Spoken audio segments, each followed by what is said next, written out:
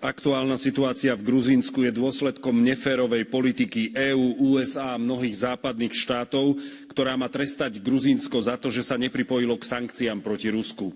Európska únia pritom bez problémov spolupracuje, dokonca považuje za svojich spojencov krajiny, ktoré Rusku pomáhajú sankcie obchádzať.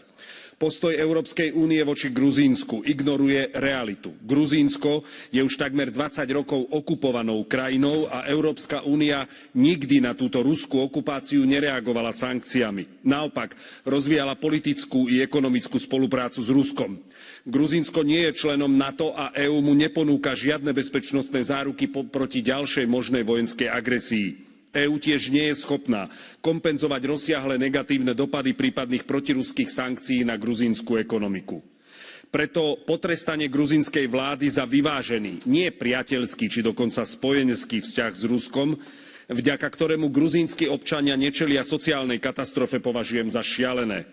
Vyzývam Komisiu i Parlament, aby namiesto toho okamžite začali racionálny partnerský dialóg s gruzínskou vládou. Ďakujem.